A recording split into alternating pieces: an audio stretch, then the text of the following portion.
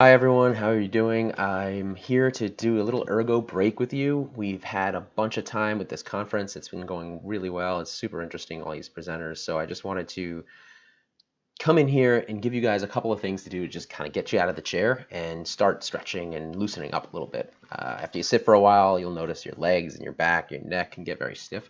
So I'm here today to show you a couple stretches and strengthening exercises, as well as to get you a little bit more knowledgeable on the field of ergonomics and talk about your desk later, and we'll talk about all the things you can do to try to improve your space. Now, a little bit about me. My name is Brett Weiss. I have a doctorate in physical therapy. I'm a certified ergonomic assessment specialist through OSHA, and I'm also the co-founder of a company called ErgoSesh. For the past 7 years, I have been doing ergonomic assessments in the office, a standard way, and over the course of that time, started to realize that we're missing something here, and a lot of people work from home now, and it's not the same office setting as it was 10 years ago even. So there was a new demand, a new need to get people wherever they are, and so we created ErgoSesh, which is a company that supports other companies and individuals in building culture around ergonomics and empowering people to work healthier. ErgoSesh works with you wherever you work, and that's the key to this company. We really understand that our clients are everywhere. Whether you're a developer working from home, whether you're an interior designer working from a WeWork type setting or a shared space, these days that's going to change. With the new shift in COVID, the post-COVID world, everything is shifting to home or hot desks or situations where you may not have the same exact setup every single time you go to work.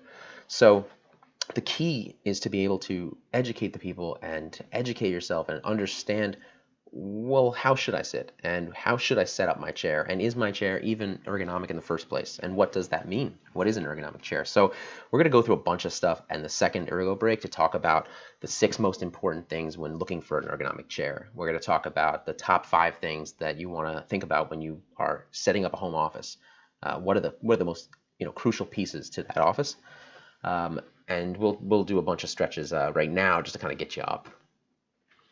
I will just give you a quick disclaimer.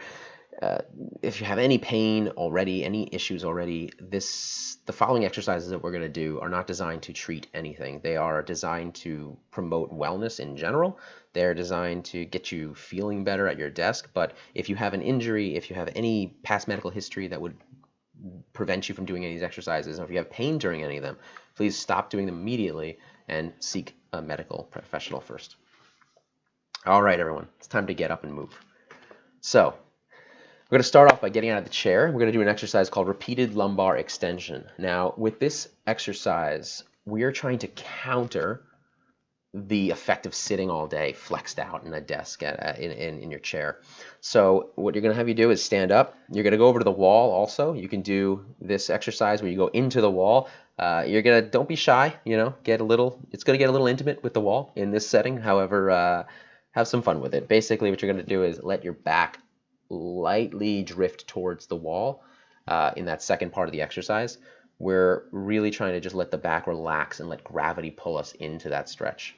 So that's the key there. So as you do this, and I'll run it back again so you guys can have a chance to get up. So you're going to do a couple of repeated extensions, okay? All that sitting puts a lot of pressure on your discs and your lumbar spine. So anyone with disc herniations, anyone with just low back pain from sitting for long periods of time, great exercise for them to just get up every 10 minutes or so, 20, 30 minutes if you have to do a little longer stints. But every half hour you should be getting up in general. And this is a great way to combat the chair. Even an ergonomic chair isn't perfect to sit in for all day long. All right, we're on to the next one. So now we're going to do the doorway Peck stretch. Sitting, typing for long periods of time, what I want you to do is find a doorway, get one hand in, and you're going to look to just take one foot, step forward with one foot, and lean into the stretch. Now, the important thing here is don't put all your body weight into the stretch.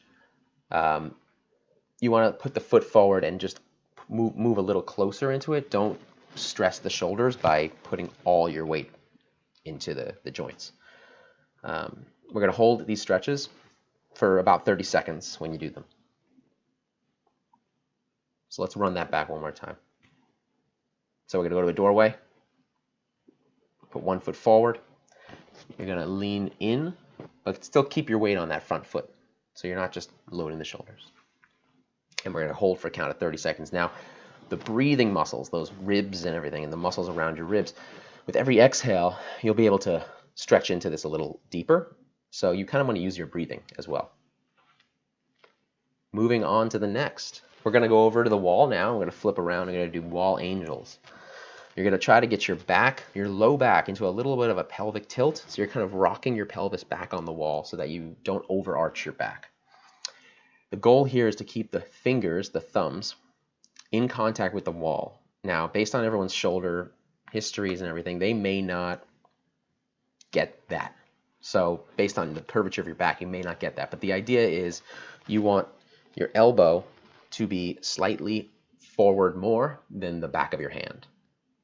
You're maintaining this external rotation of the shoulder throughout the exercise. We're really working the muscles behind your back, strengthening them. You also get a nice active stretch of the muscles in the front that tend to get tight when you sit and type all day. All right. Hope we're feeling well. This one can be challenging for someone that has a neck injury already.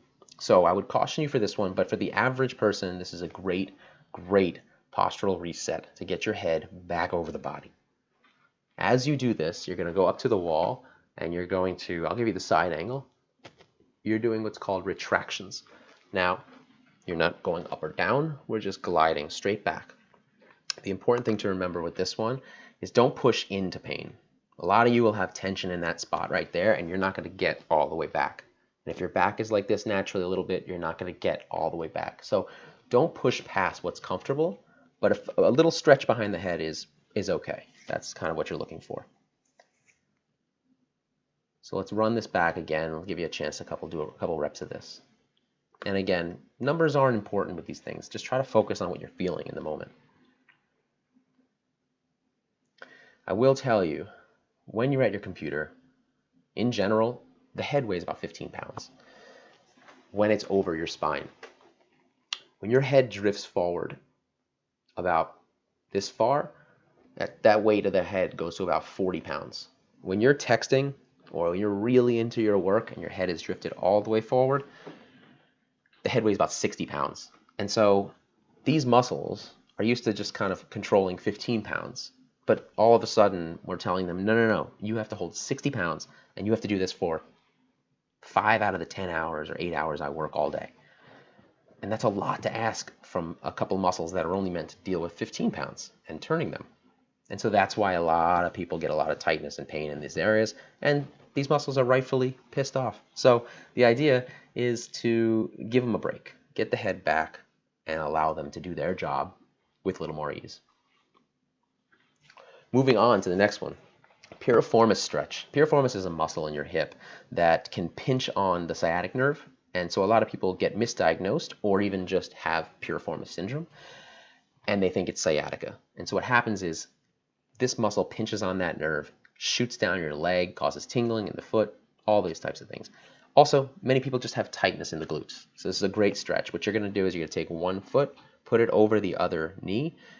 You're going to lightly press down the knee, make believe you have books on your head. You're going to lean in.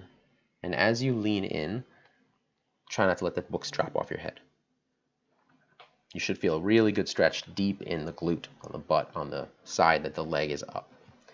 You can also, where my hand is in this, you can also put your knee under the desk and lean in a little also, and the desk will hold your leg really nicely, as long as the chair height is right. Moving on, thoracic mobilizations. After sitting at your desk for a few minutes, sometimes hours, definitely, you will notice that even in a great chair, you will start to fatigue, and you will start to drift and round out. And all that stuff makes the joints very stiff, makes the muscles in the front tighten up. So one great way to self-mobilize instead of just going and getting treatment right away is doing these self-mobilizations in a chair. Now you can do this in a regular desk chair, work chair. So I've shown you here just a dining room chair because most people will have this type of a chair or something that's this height in their house. If you have a high back chair at your desk, you can't really do this. So you'll step away from the desk and you'll try it somewhere else. But a great way to mobilize the spine and get your back feeling a little looser. If you have a foam roller at home, you can use that as well on the ground. And what I'm showing you here is that you can kind of slide forward, and that will lower you, which will basically move you a level or two up and up and up the spine, so you can attack a couple different levels. So those are some stretches, and you can do those whenever. There's no limit. If you have any pain, like I said, please seek a medical professional to evaluate the reasons for those things. In terms of resetting your posture, it's important to kind of do something, to have some sort of tool and trick to reset your posture after you've been sitting for a long period of time. It is not feasible that we will sit for 10 hours. Our bodies are not built for that. So I've developed here a couple tools that you can use to just do a quick reset. So I hope that they help. First is the overhead spinal reach. So hands go overhead, lock together. That will extend your spine. And then what you're going to do is you're just going to drop the hands at that point. So the arching the back, everything coming up, keep the spine height where it is, and just drop down the arms back to the keyboard. Let's try it again. All right, now with me. Hands go together. Flip them up overhead. Keep the height you've just got, and elbows come back down, and continue your work. All right, so the next is string through the spine. Now, string through the spine is really more just about getting everything up towards the ceiling, and at the same time, not letting the chin come up. So as you expand through your spine, you want you to think about the head and chin tucking down and elongating the back of your neck. So you want this extension towards the ceiling and lowering of the nose in a way. So your nose should stay parallel to the ground as your head comes up. It's just a nice reset. The final shoulder reset is, you've been here for a while, you round it out completely. You're going to just take your arms like this, keep your elbows at your side, turn your hands up, rotate them out completely, and then keep the shoulders where they are now and bring the hands back to the center. And so what you've done here is you really opened up the chest area, and you really opened up the back to use those muscles back there, and you're just resetting your hands now, and you should continue to type and everything. Now, all these postural resets are really helpful when you're really, really into the work and you can't get up. Otherwise, you kind of want to go to those stretches that we did before to just get up and stay moving. Remember the one thing that we usually say in the ergonomics world is the best posture is the next posture, and it's so true. We were not designed to sit or stand for 10 hours a day. And so even with a standing desk, we want you up and down, sitting and standing, moving around. Now, coming up in the next Ergo break, a little later in the conference, we're going to talk about an Ergo Checkup.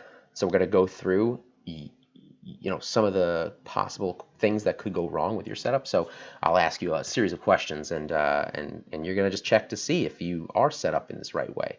Now, great. So now we identified you've got maybe this issue, or maybe you're fine, or maybe the whole thing's a mess and I don't even know where to begin. Well, we're going to talk about our Ergo office, the home office, the work office, any office. What are the top 5 things I need to have a good ergonomic workspace? And what are the top 6 things I'm looking for in a chair? Because every chair company out there that you search ergonomic is not an ergonomic chair.